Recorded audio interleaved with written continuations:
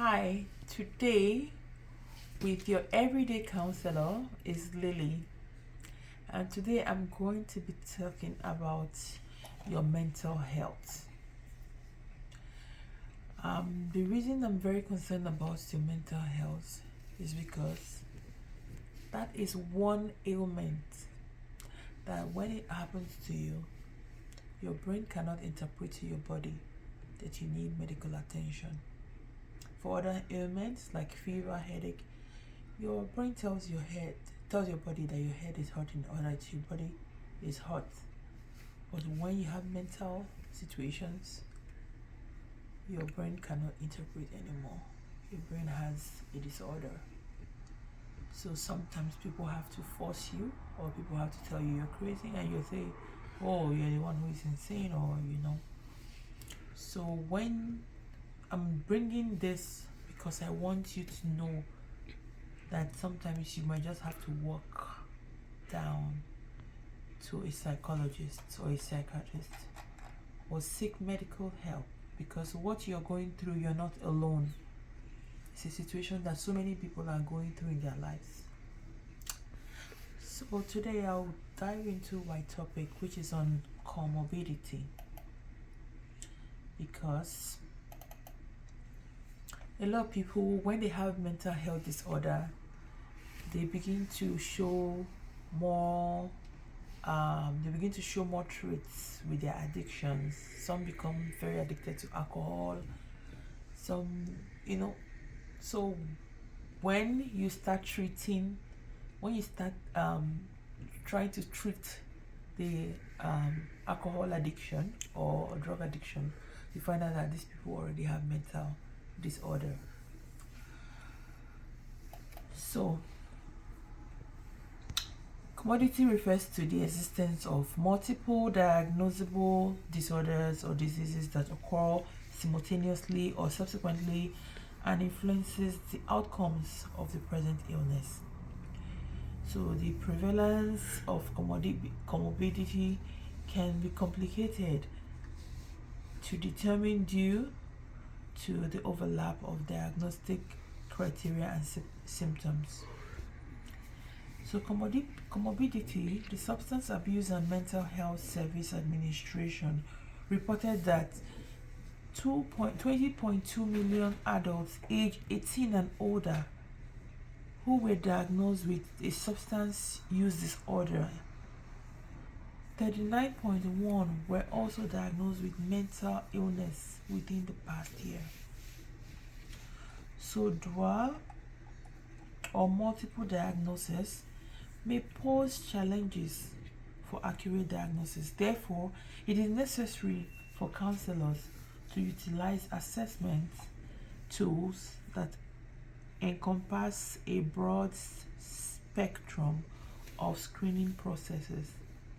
The frequency of overlap between mental health disorders and substance use disorders requires the use of integrated treatment program and therapies.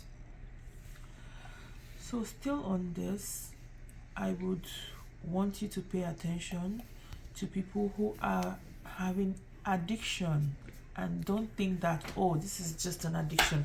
I just love to sing, or I just love to be nice to people. Because addiction is like something you love. I love this. I know I love to flirt around with women, but it's a mental health disorder. I love to drink. It's a disorder. I love to pick things, even if I have money. It's a disorder. There are different kinds of disorder. Stay with us on this channel, and you're going to be knowing more about the different kinds of disorders, and then you can do your own self-check and see if really you need medical attention. You don't have to wait for people to drag you to the doctor. You can just walk in and say, honestly, I feel like I'm too attracted to women, or I feel like I can't do without drinking every day, or I feel like I eat plenty of food or sugar. Is there any help for me? And definitely you will find help when you seek help. If you find problems, if you find a solution, if you first admit that you have a problem, then you can find a solution, and definitely you will be able to turn your life around and take away your addiction and manage your mental health disorder. So some people who have the issues with comorbidities, some people actually go into that because of maybe their situation, some because of their position. I'll just quickly take this notes out for you to read. So there are number of legal and ethical questions that arise when working with minors, like minors that actually have the same issue as I speak, especially with addiction. But a primary concern is the minor's ability to consent to treatment. In addition to the difference among groups of age and development, other populations have increased risk associations with substance use disorder. Though rates are varied, people who are homeless too, so they talk of minors, people who are homeless, have higher rates of substance use, including tobacco, alcohol, and other drugs. The drug-related overdose than the general population due to lack of resources. The homeless population experience many barriers to securing services and treatment. Then also likely also due to zero tolerance policy on illicit drugs by the Department of Defense, military personnel have rates of use significantly below the general population, which is 2.3 versus 12% of the Department of Defense study. However, National Institute of Drug reported that military personnel use prescription drugs at a higher rate than the general population. A final group to note related to substance use are sexual minorities. You know those people? Come in, I'll let you know more about them. Where do I start from? Consistently in studies, sexual minority adults and youth show higher rates of substance use as compared to members of the sexual majority. The reason for increased use in sexual minority youth may be related to the stigma, discrimination, bullying, and generally less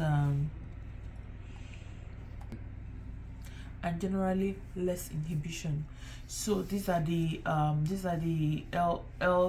LGBTQ people, those people who have different sexual orientation and different actual orientation, like they are female but they have different they behave like male, or they behave like they are male, they behave like female, or they have